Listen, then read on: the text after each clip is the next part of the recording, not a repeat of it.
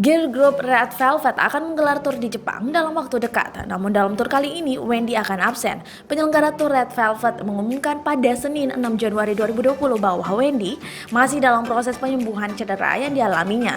Pengumuman itu disampaikan di laman resmi Red Velvet Arena Tour in Japan, La Grange, Jepang. Wendy belum bisa berpartisipasi dalam tur mendatang karena cedera akibat jatuh di panggung saat gladi bersih untuk sebuah acara di Korea tahun lalu. Demikian bunyi pengumuman tersebut karena itu hanya 4 member yang akan tampil, yakni Irene, Seulgi, Joy, dan Yeri. Kami meminta maaf kepada setiap orang yang menunggu penampilan Wendy. Lanjut penyelenggara. Pihak penyelenggara juga siap melayani refund jika ada calon penonton yang membatalkan niat menonton konser Red Velvet gara-gara tidak ada Wendy. Kami akan membantu siapapun yang menginginkan refund atas tiketnya. Demikian pengumumannya itu.